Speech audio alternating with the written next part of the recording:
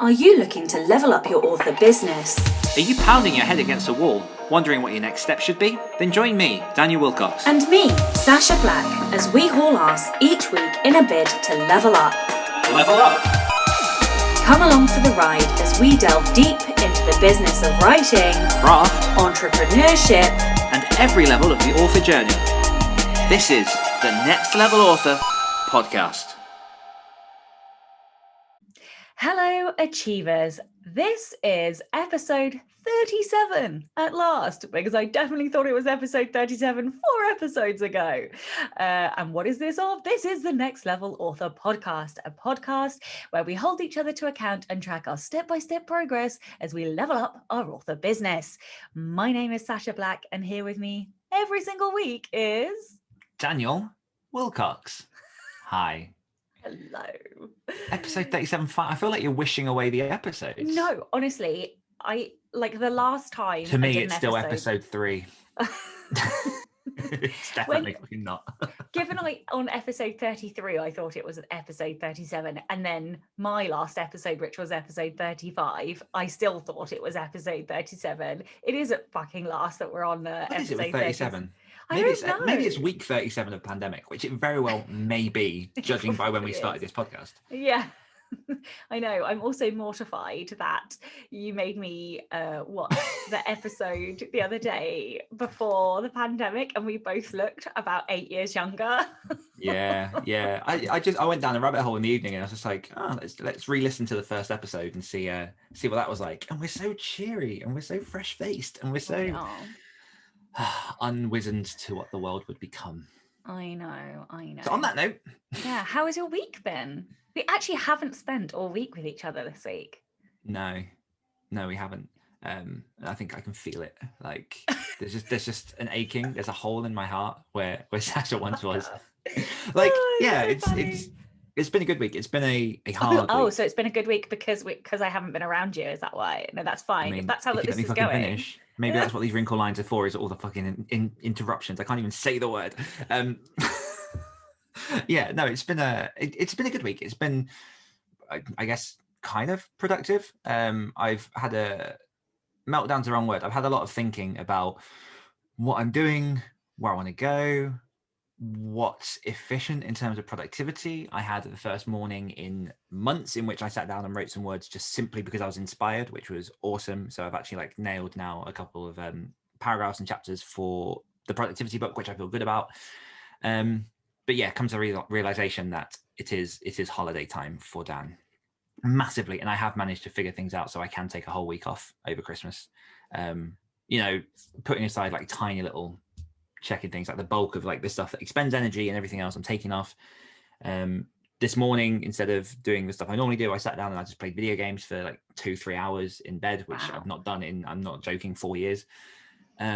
So yeah, I think it's hit crutch point for me. Obviously, we've both been backwards and forwards through exhaustion bits and pieces, but I think I'm just at the point now where I've realized that I'm not really getting the inspiration from the places I used to get the inspiration, because I'm constantly telling myself what I should be doing, instead of kind of listening to the primal side of my brain that just tells me occasionally to enjoy stuff, have fun, sit down, take a break, take a fucking break.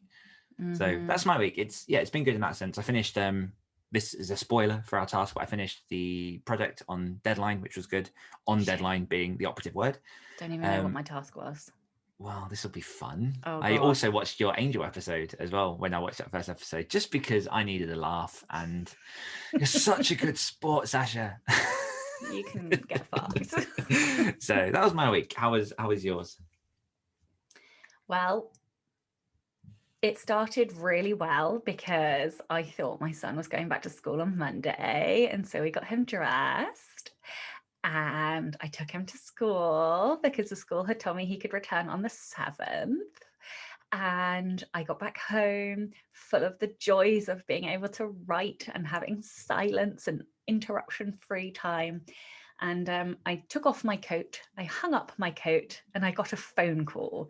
And it was the school informing me that, in fact, my son could not return on Monday, but had to have another week in isolation.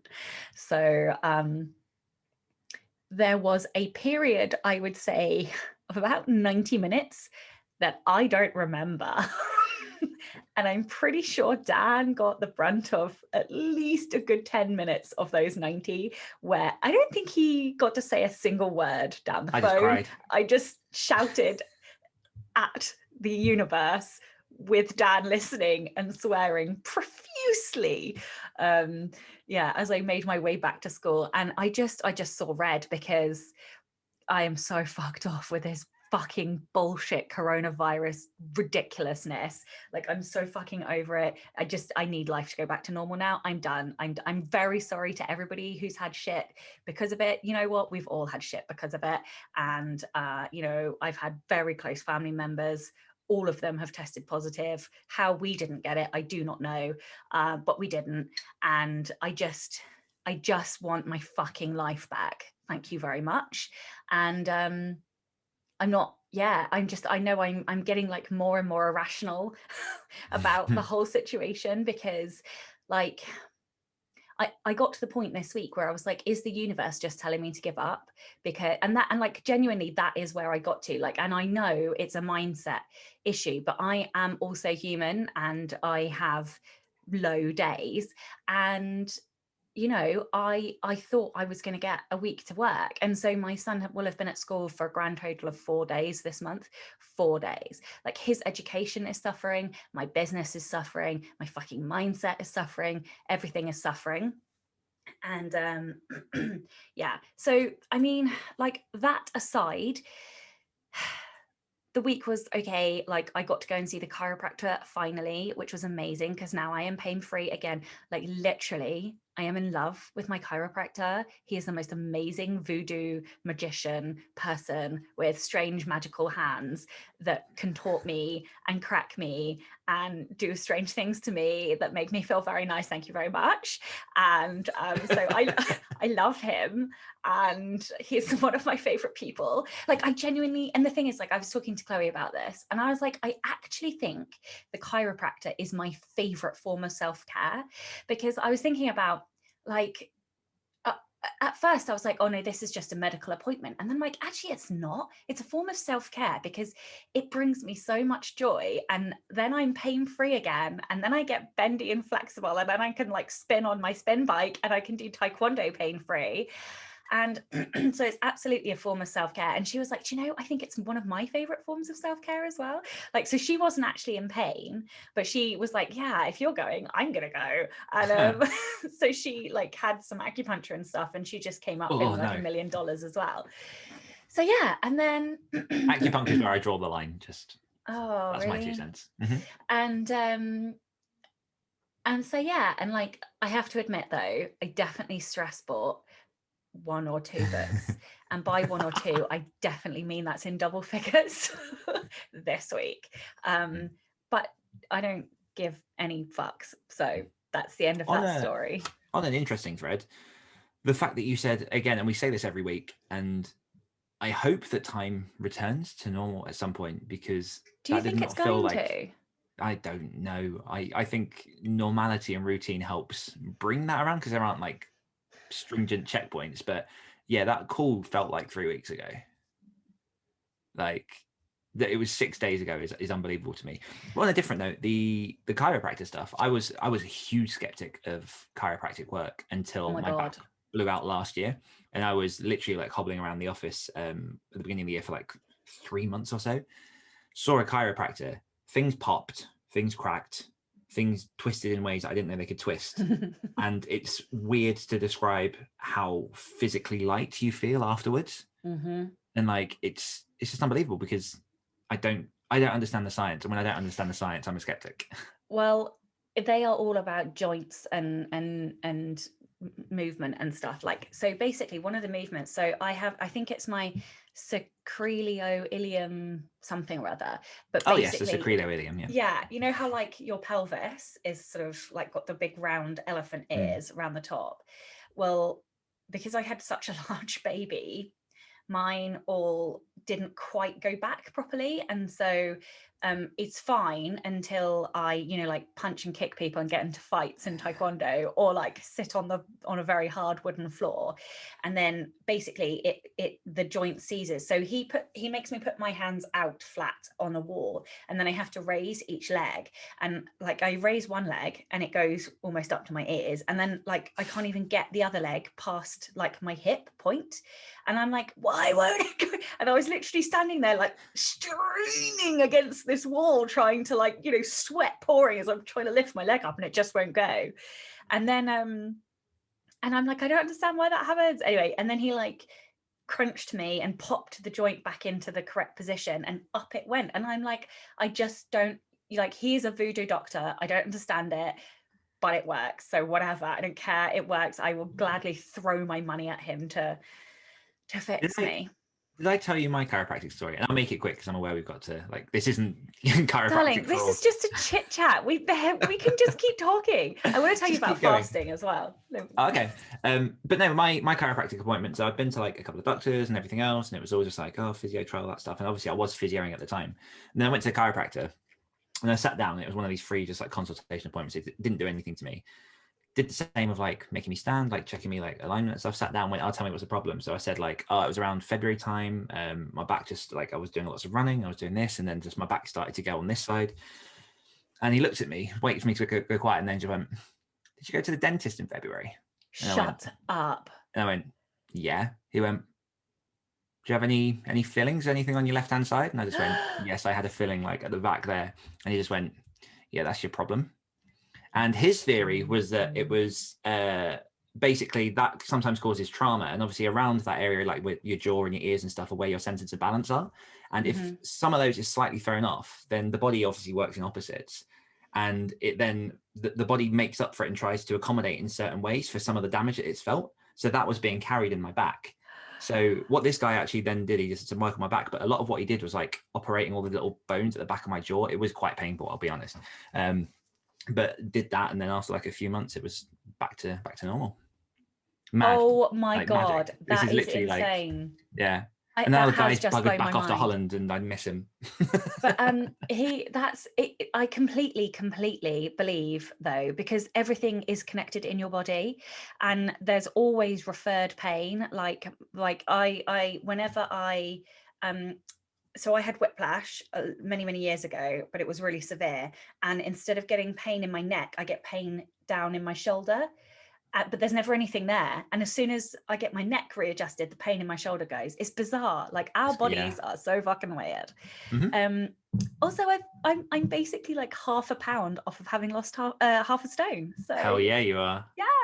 And I wasn't even going to join in, guys. I wasn't going to join in the weight loss, but I have joined in, and I am just a cotch off of half a stone. So I am super pleased with myself, and I am trying really hard to continue. And yeah, I've been doing it by intermittent fasting, which is changing my life. Like I feel more positive in the mornings, and I don't do positivity. So I've not seen it because I've not seen you in the morning. I know you saw me once, and then you were like, oh, you did actually say something to me. I can't remember what you said, but you were like, oh, you're happy this morning. And I was like, yeah. Because I'm hungry. Yeah. I don't have coronavirus. Right, let's move on. Okay, so success of the week. Now we there have we one go. of these. Let's have a look. It's in our thingy, isn't it? List accolades. Yes. Okay. No. Level ups. Level ups. Why can't I see level ups? Oh, there's level ups. My mouse won't work. Sorry, everyone, whilst we organise our shit. Okay. So, Elaine Bateman says, I'm 38% into my book. This was a while ago, so I'm guessing she is significantly further through. I'm 38% into my book. I've been aiming for 5% every day this month.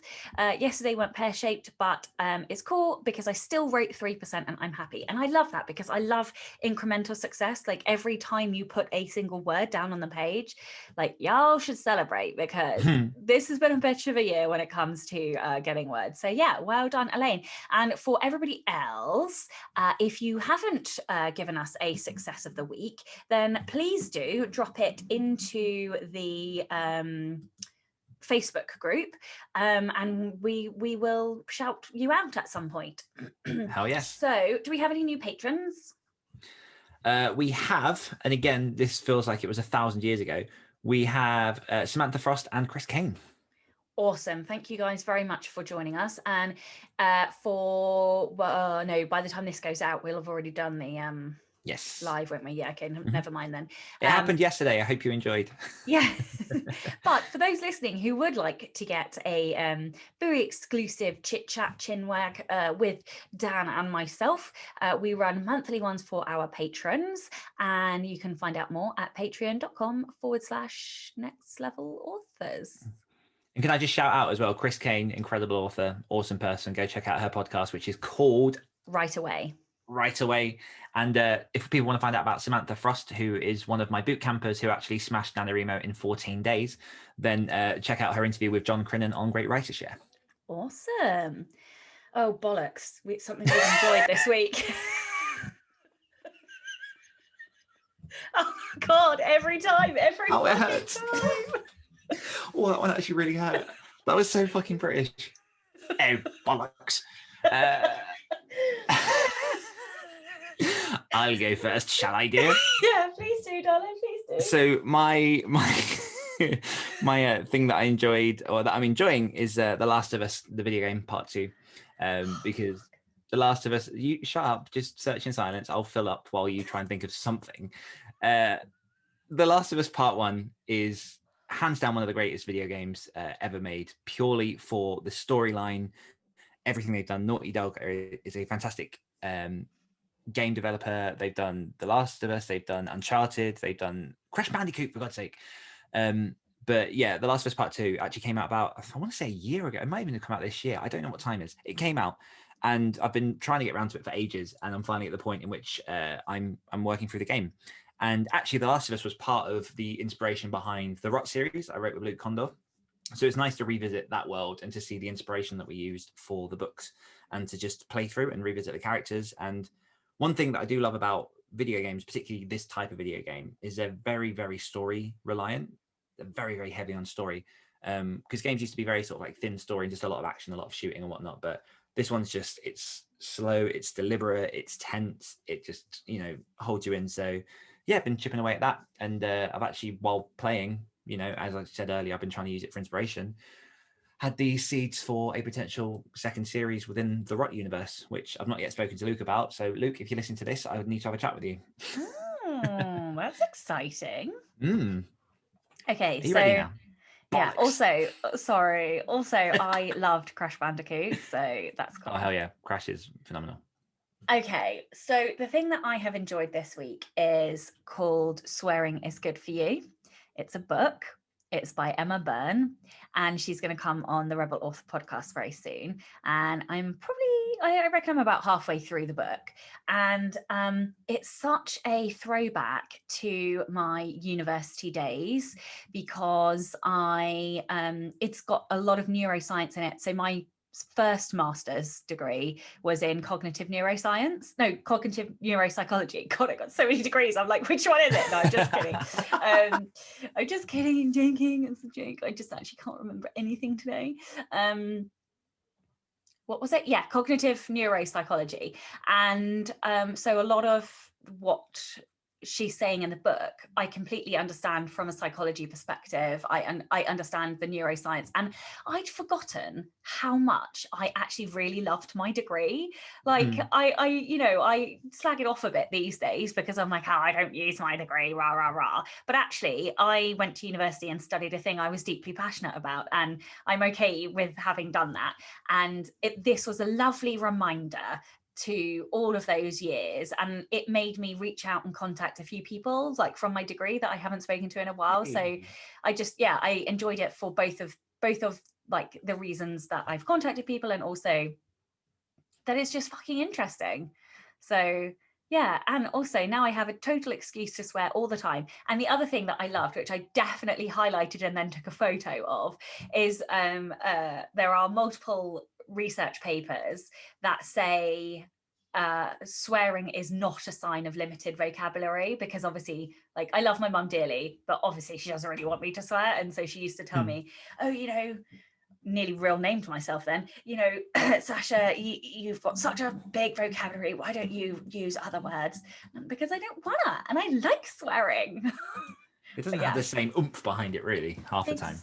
Exactly. All right, weekly confessional. Now, darling, you're going to have to tell me what I said I was going to do, because I have absolutely no fucking idea what I was supposed to do.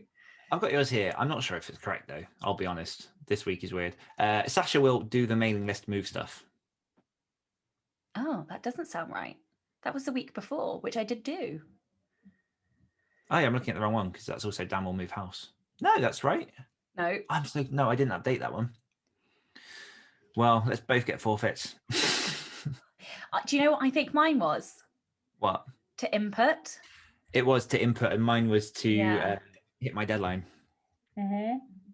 Yours was to input a buttload of stuff. I have been inputting. I have been binge reading. I also brought books to help me binge read, and I have just discovered that The Magicians, the final series of The Magicians is out, so I'm going to continue my binging input by binge watching that. I have, I've read non-fiction, I've read fiction, I've even done like little bits of research and just, you know, like the stuff that you need as a writer, you know, like looking at like I call them coffee table books. So I've got like a book of like abandoned places and stuff, and like the Atlas Obscura. Yeah. I like it. And mine was to do hit my deadline, which I did. Oh, okay. Excellent. Yeah. Comments. So last week's question was, as an indie author, how do you plan for rest and time off? We had a comment on YouTube from Chelsea Felver, who says that she watched My Octopus Teacher 2 and cried as well. Such a humbling thing to watch. And then she also commented on Facebook saying, I've always been able to recognize when I need to step back and take a break. My struggle comes from once I do step back, I lose the groove and have a little difficulty getting back into it. I think that's a fear that I have a lot. I can usually motivate myself with goals and rewards for meeting those goals, which tends to help me get back into the groove. Amy says, as a writer, business owner, I am in Dan's camp. Hell yeah. I just always like hearing that. I find it really hard to unplug and not do anything. I've always been about work first, play later if there's time. And since I'm a farmer too, there is never time. Even non-computer activities double as a work-related experience by listening to podcasts, brainstorming, YouTube, or making mental lists of stuff to do. I think that's difficult as well when you're in a business where the things that you enjoy count as work. And sometimes those lines get a bit blurry and it's trying to like validate what you're doing. I agree. Edwin says, I struggle with the whole idea. I don't work hard enough to justify taking time off. There's the setup of my bread and butter job where there are only two of us, meaning every day I take off is a day he must work. This at a building that is open 7 days a week, planning for a weekend off to attend a con once required 3 months notice, which sounds horrendous. You can only work through and do what you can do, man. Just keep on pushing. It's going to be hard, but there is silver lining at the end. Victoria LK Williams, I'm the oddball. I'd rather stay at home and veg out than go away. Give me a staycation and I'm so happy. To get ready, I make sure all my busy work is done, make a list of what I want to do, and then completely ignore it. Stock up on all my supplies for projects and food so I don't have to go anywhere. Create a honeydew list to keep a certain someone out of my way, and then try to enjoy a minute of no phones, no clients, and no plant shopping. Sacha, explain to me what a honeydew is. Oh my God. So I only learned what a honeydew list is the other day. This was thanks to Tom Fowler, who I don't know if he's part of Next Level Authors Facebook group, but he's in Rebel Authors. And I love Tom because he literally never fails to make me laugh. Every comment he puts. And also, I think this is such an accolade for him. But like, whenever I hear his name or see his name, I think of strippers, alcohol, drugs, rock and roll. What a fucking accolade to like have. Love it. Like that is literally what I think of when I see his name. And what am I trying to say? Honeydew list, right? So he explained to me that a honeydew list is a list of things that your spouse, usually the woman, goes, oh honey, can you do such and such? Can you do such and such? And so so that is basically a honeydew list. Okay, just all right, nice. One more comment. Michael Nasberg. I have a pretty simple approach. Usually when I finish a book, I take a few days or a week off, usually with some kind of specific relaxation goal. Read a book I've been meaning to read or play a game I've wanted to play. In the pre-pandemic era, if possible, I'd make my deadline fall before a calendar holiday, so I finished a book a day or two before Thanksgiving. There would be time off built into the schedule automatically. It's very satisfying to go visit my family knowing I hit my objectives, and I love that, and I'm stealing it. Mm-hmm. And thank you to everyone who commented on Instagram as well and everywhere else that we posted.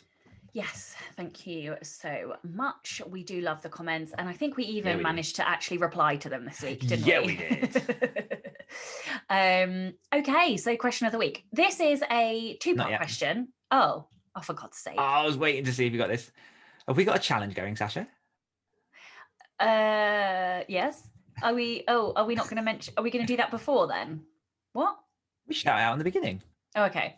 All right. So we are doing a level up challenge, which is running across December and January. And if you would like to participate, then you can. And the challenge is basically to be really, really brutally honest with yourself and confess what you are putting off, and then to agree and sign up to do that thing. Or if it's too long of a thing to fit in that time period, then you can do steps towards it or whatever. But the point is you have to make progress towards the thing that you have been putting off. And so come and join us, and there will be prizes. There's going to be a 30-minute consultation with me, a 30-minute coaching call with Dan, and a runner-up who will receive a signed copy of The Anatomy of Prose from me. Beautiful. What are you laughing at? Your little blah. Oh. I didn't realise you turned into a fish halfway through the sentence. Right, do I get to ask the fucking question now? If you must. Right, fine. This is a fun question. This is not a well, it's possibly going to be hard because you haven't had time to think about it. But so it's a two-part question, and we're going to start with part one, obviously. Right. What are your predictions for publishing for the next 1 year, 5 years, and 10 years? Holy. Sorry, I can go first if you'd like, because I've obviously had time to think about this. Yeah, I think you better. That's a big one. Jesus. Sorry, I know, but it makes sense. Okay, so I think between the next 1 year and 5 years, I think that there is going to be still more audio. Like audio has seen a slight decline, but it is still growing. So I definitely think there's going to be more audio. I think because of the merger between Random House and Simon & Schuster, I think we're going to see another huge tranche of displaced authors, and because of that, I reckon a lot of them will probably come over to indie, which is, it's going to have consequences and not have consequences. Obviously it means the market's going to have more authors, more books, but ultimately none of that really affects your business. If you are intentionally growing your business and you are intentionally trying to find your audience, you'll be fine anyway. So I don't think it needs to cause panic or alarm for anybody. I think we're going to see a very large, can you hear my wife drilling upstairs? A little bit. It kind of sounds like a cat snoring. Okay, we can definitely hear it now. Oh my God. It's fine. This is life. Sure? Yeah. Okay, well, and so the other thing that I think we're going to see is, what was I going to say? I think we're going to see more. So how audio came in and it then started to explode. I think we're going to see direct sales starting to explode. So I think we're going to see more and more authors selling directly from their website, and rightly so. So I think I definitely think that is something that is going to come in. Now, one thing over the next 5 to 10 years, I think there is going to be how we have a book funnel for delivering ebooks. Yes. I think there is eventually in the next, I don't know how many years, maybe 5 years, or I don't know, but we're going to see some kind of mechanism for delivering paperbacks, because at the moment, Ingram Spark did buy, I think it was Aero or something. a company that was aiming to do that in America, but it's not come to the UK yet. I don't even know of many people using it in America, so I don't know if it's working or whatever. But I think because there is more more pressure on the system, and people are going more niche, more local, like this Etsy model of buying local and stuff, like buying direct from authors. I think there is the pressure in the system that we do need a paperback, individual delivery, purchase from author's own website type system. So I think that's going to come in. Obviously, AI is going to have some kind of an impact. I think the biggest impact is probably going to be on audio, whether or not I don't know what the impacts are going to be, and I think there are people far more qualified like Joanna Penn to comment on those things, and I've got a couple of her episodes actually queued up and her book. She's just released a book on AI and the future of the publishing industry. So I think those are probably my biggest ones for the next 1 to 5 years, and then like the AI having the biggest long-term impact. And also I think like maybe interactive stories. I think there's going to be more interactive stories with AI and virtual reality and all of that stuff. But in terms of Corona,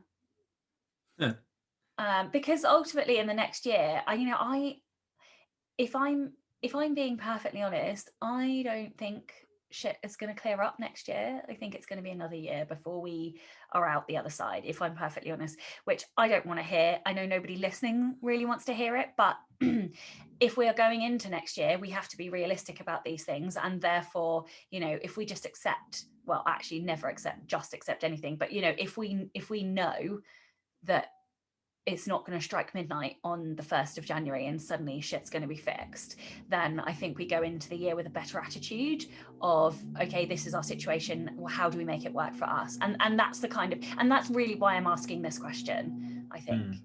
And that comes into the part B, but you answer first. Okay. So as you were talking, I was listening, but I was also like making notes and bits and pieces. So there's been talk, like you say, of audio for a long time. We've seen audio grow, and I think, like you say, that's something going to continue to grow. I think it'll be interesting to see, considering all the stuff that's happening at the minute with Audiblegate and just the general monopoly that Audible seems to have on audiobooks, how that's going to shift, how that's going to change, how that's going to expand. I think most people who were only concentrating on ebooks and paperbacks now have their sights on audio, and whether they have them already there or whether they're working on them, I think it's like now more than ever, if you want a successful product page on Amazon, you have to have those 3 things in place. That's just your bog standard now. I think what will be interesting about that is, like you mentioned as well, is the AI in terms of voice licensing and how the production for audiobooks, I think, will over time come down. Because looking at sort of like, I had a quote for Getting When Winter Comes turning to an audiobook through Findaway Voices, and industry standards, so this wasn't surprising, but it was about $2,500 to have done. Now, most of that is because of the amount of work that the narrator has to put in and commit to and give, and the checks, and obviously they're worth their weight in gold. But as you mentioned, Joanna Penn does a lot of this on her podcast, where she's been trialing with voice stuff, like looking at how that all works. It's getting better all the time. And if you could literally get someone to process like 600 hours of you talking and then just tap a button and just narrate an audiobook, the price is just going to come down astronomically, and then audiobooks are just going to be easier and easier to produce. Not sure what that's going to mean for the customer side of stuff in terms of how expensive or cheap that's going to be for customers, but that'll be interesting to see. One big thing that I keep seeing a lot of that I keep hearing a lot of in the pipeline is the print on demand book machines that they're trialing with certain book sellers, in which they're trialing these big old machines that just basically print on demand a book. So say you're in a bookshop and you want to read, I don't know, I'm going to go to my main man, Stephen King, and you want to read It, and that's not on the shelves. Then you go over to this machine, tap a button, and it prints it there and there for you. And it's just literally any book that you want to come out of these machines. That's growing and that's happening. It's very, very slow. They are out in the world, but as far as I understand it, there are only a few of them. And I think that because bookshops can only store a limited amount of books, and the world is getting wider in terms of how knowledgeable it is about the different types of books that are out there, all the different people they want to see, I think that's going to become a thing where we'll start seeing those within bookshops as like a staple of just what they provide. No idea what that's going to mean for pricing. Have you heard of those before? Have you seen those? No. Yeah, they're it's just interesting because obviously you have your EPUB or your Mobi file, like they get printed on demand somewhere, and they're now just bringing those more remotely to places where, as far as I understand it at the minute, like I say, I'm not an expert, but they are a bit pricey at the minute, understandably. But it'll be interesting to see more of that grow, so that you're never sort of disappointed when you leave a bookshop. And it means that, if you're out in town or whatever, you don't have to wait. If you're that impatient, you don't have to wait 24 hours for a book anymore. That's just far too long. What else have I got? Mixed media. So I think due to the amount of entertainment, the amount of stories, the amount of consumption that comes from all the different streaming services across all the different types of media and platforms, like whether that's video, gaming, whatever, they're all turning to subscription. They all want content. I think there's going to be a faster growing market for more independent content to turn into games, provided that it can prove itself successfully in the market first. So there'll be a lot more people scouting out to snap up sort of properties to turn into stuff that they could potentially like remarket. And with that, I also think that already the line between independent and traditional publishing is shrinking. We've seen it with the coronavirus, in that it has accelerated the digital market for traditional publishing. Places they weren't looking, they've had to rely on now to get their income because paperback or paper bookstores aren't open. One resource I would listen to, which I listened to the other day, it was very, very useful. Can't remember which episode it was, but it was on the Writers Inc. podcast. JD Barker, Jay Thorne, and Zach Bohannon discussing pretty much all of this and what the pandemic has done for trad versus indie. And I think we're just going to continue to see that line shrinking. We're already seeing traditional publishers appearing on BookBub, just throwing everything on AMS ads, just everywhere where we've been, where they haven't known it existed because they didn't need it. They're suddenly creeping into. And I think a lot of them are learning now, or a lot of them are using the charts across all the platforms as a breeding ground for possible authors to consider. Because we've seen people like, and tell me if I got this wrong, because you'll probably know better than me, that didn't Hugh Howey originally go indie, but he's sold his paperback rights to a publishing house, but he's kept his ebook rights. Yeah. So there's a lot more in the way of, if you know how to play with your intellectual property and the different platforms, you can make more money. But I don't think traditional anymore is kind of just laughing at indie. And I think that's just going to be an interesting avenue to see. Looking more widely, I think in the next 5 to 10 years, and this is a complete shot in the dark, I think there's going to be a competitor for Amazon. Really? Yes. I think there will be a blind spot. Well, and here I'm going to interrupt here. So, and I know we don't typically do this, but I think you're right. But I think it may not be what we think it's going to be. No. It may be that the government breaks up Amazon because it's a monopoly. But I think you're right. It's either going to be a competitor or somebody's going to come in and bash it apart because it's becoming a monopoly. Yeah, interesting. Yeah. At one point, Yahoo and Ask Jeeves ruled the web. Now it's Google. Like, there's always, no matter how complacent people get, no matter what happens, there's always a blind side, and something will inevitably come. And whether they push them out completely, whether, like you say, they break them up, whether they just change what they do, or just sort of change the entire game, like it happens every couple of decades. It does. So that's one thing that I think is going to be there. Yeah, and I think just to round off these points, I think the one thing that isn't going to change is the power. Oh no, it will change in the sense. I think more and more the power falls into the customer's hands. The more choice the customer has, the more important it is to keep their attention and to earn their attention and to deliver quality stuff to them that they love you and come back for. And that comes back a little bit to the whole Kevin Kelly's 1,000 True Fans, that I don't think that indies live in a world in which we have to monopolize a market. I think we just need to find our truest audience, and success for us will come in finding the smallest viable audience. It's the Seth Godin thing of, find the people who love what you do. They don't have to be millions and millions. If you have like 1,000, 2,000 people that follow everything you do, you're going to be successful. And I think that's going to be more key than ever now that we have choice everywhere. I completely agree with you. So that's the hope side of things. Which brings me, hashtag positivity number 5. So that brings me to my part B, which is whatever. bearing in mind everything that you have just said and everything that I also said, what one thing are you going to do about it next year? I'm going to hone in on my existing products. I'm going to make them gleam like a diamond under special bright gleamy lights, and I'm going to focus entirely on building a backlist that I'm 100% proud of and bringing in people into the funnel, engaging them, making sure that they want to be with me, and just literally curating an audience that loves everything that I do.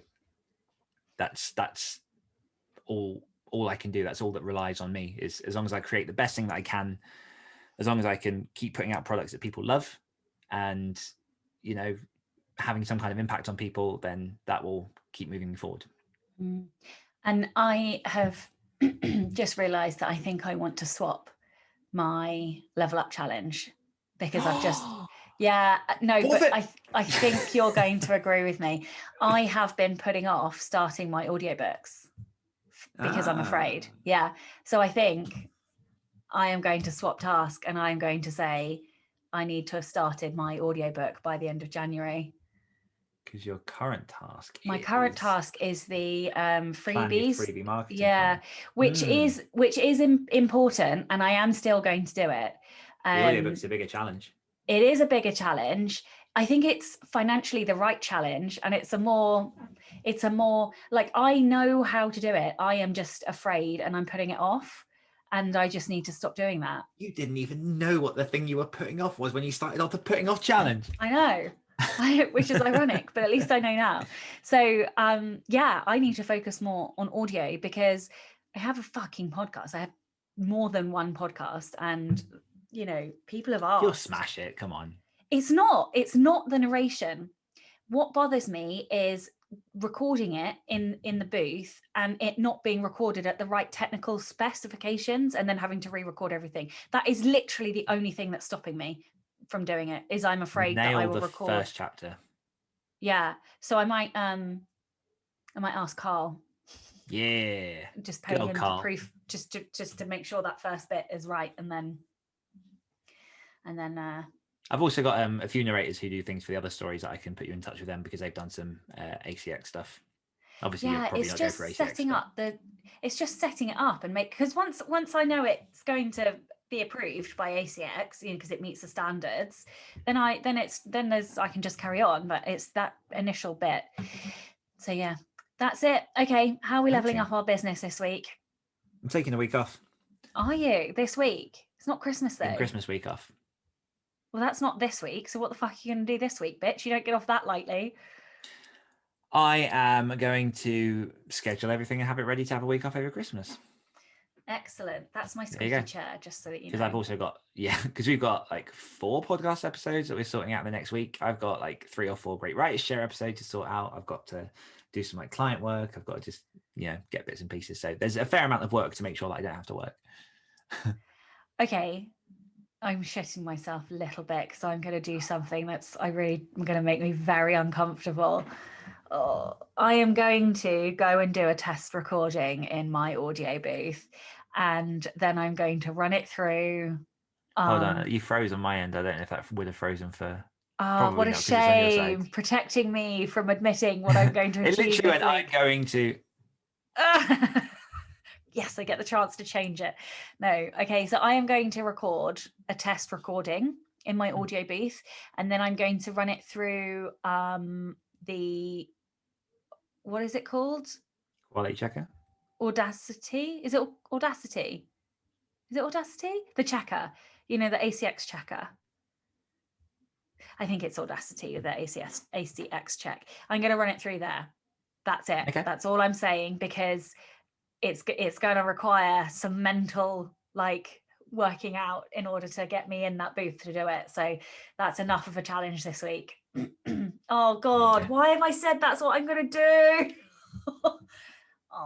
Because you're going to make it happen.